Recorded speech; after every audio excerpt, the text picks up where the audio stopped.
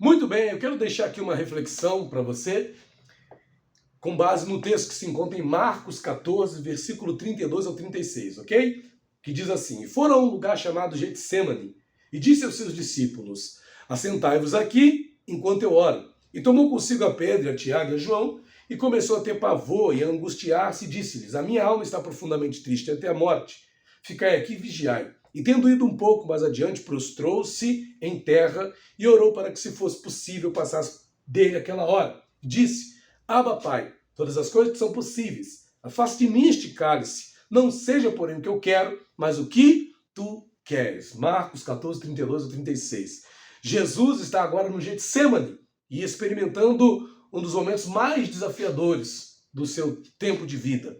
Ali, onde ele estava sendo preparado para ser levado à cruz, onde ele estava sendo preparado para ser crucificado a favor da humanidade.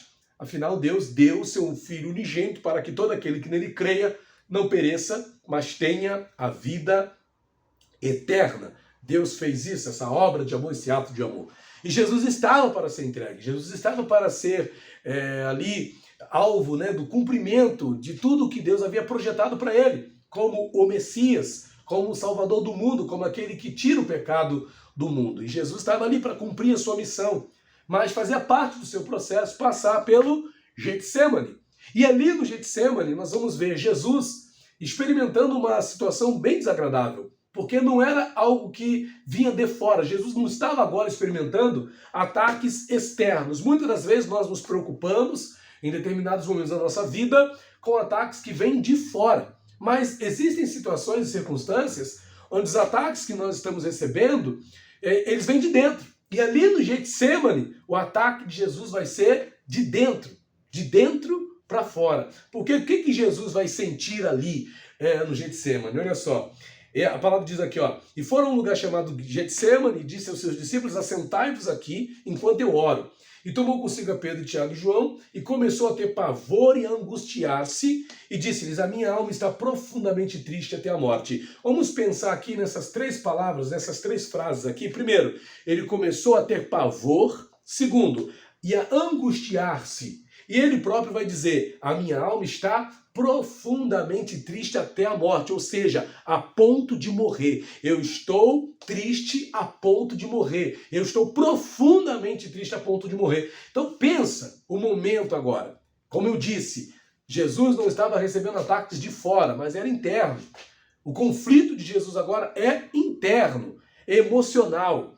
Jesus estava agora ali sob forte pressão emocional. Jesus estava agora vivendo um verdadeiro desgaste emocional que fez com que ele ali manifestasse esse pavor. Ele começa a sentir pavor porque a morte se aproximava. E o pavor toma conta de Jesus. E ele começa a sentir esse pavor, ele começa a angustiar-se, uma angústia profunda que vai crescendo dentro dele. Ele se sente tremendamente angustiado.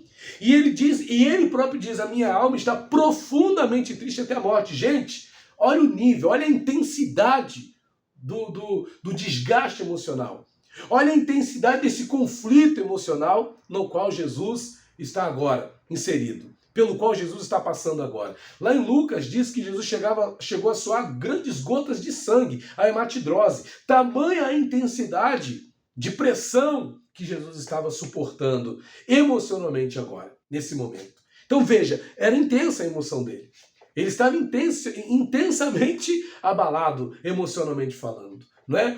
A angústia era grande, a tristeza era grande, o pavor estava tomando conta de Jesus ali no Getsêmani. A gente muitas das vezes se abala por conta de uma tristeza. Uma tristeza já é suficiente para nos derrubar. Às vezes, né,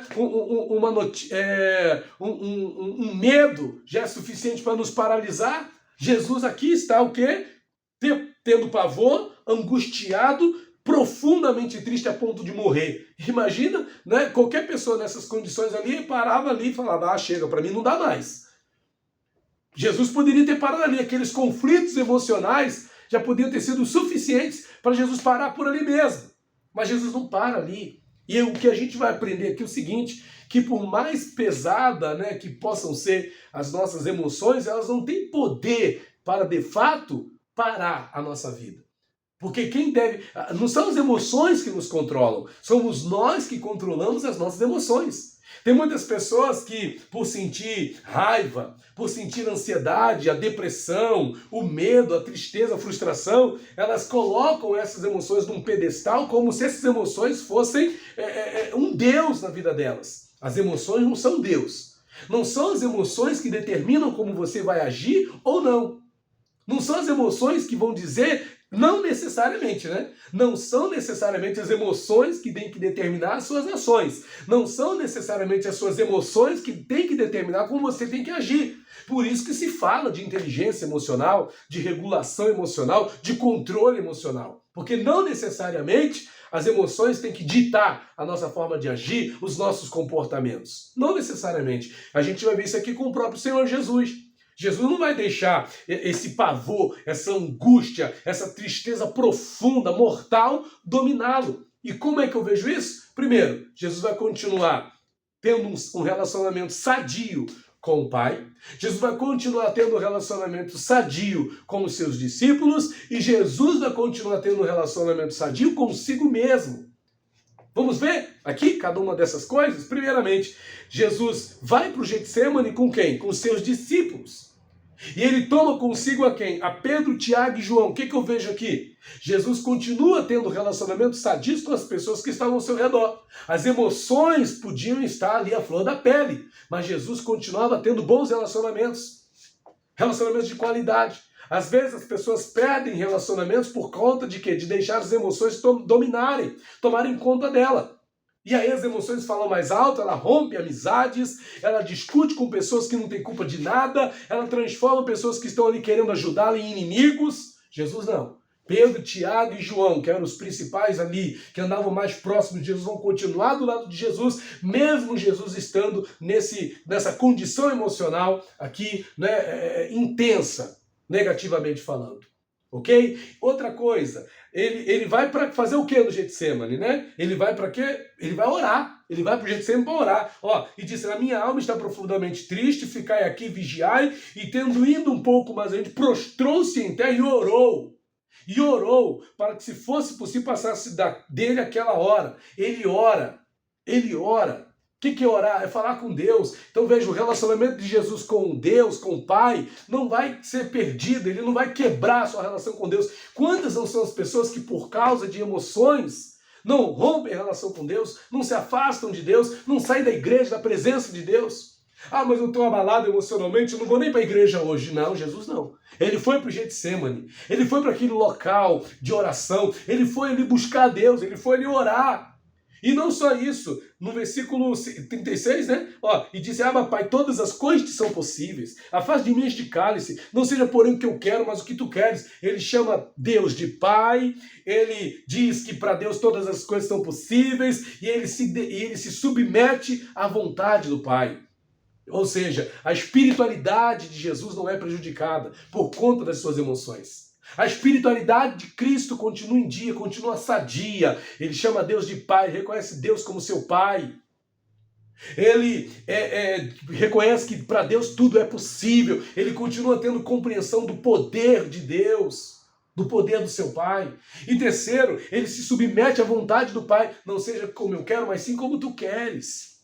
E a terceira coisa que eu vejo aqui, dessa questão relacional, que mesmo que por conta daquelas emoções intensas, né, Jesus não vai se levantar contra ele mesmo. Porque tem muita gente que por conta das emoções se torna, eu sou miserável, eu não presto para nada. Jesus diz aqui no versículo, e disse, Abba, Pai. Jesus chama Deus de Pai, porque ele continuava se vendo como um filho, uma filha de Deus.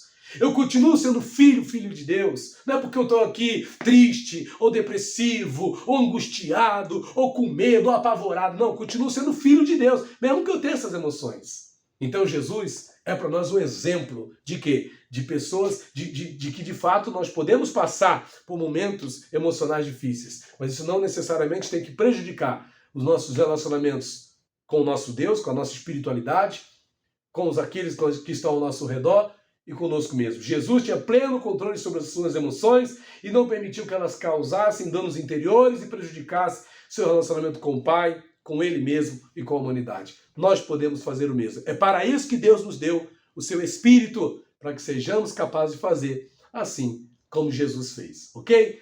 Você não precisa perder o controle emocional. Você também pode continuar exercendo controle sobre as suas emoções, ok? Não permitindo que elas prejudiquem seu relacionamento com Deus, seu relacionamento com as pessoas que estão ao seu redor, seu relacionamento consigo mesmo, ok? Deus abençoe a sua vida. Muito obrigado por ter ficado até aqui conosco nessa reflexão.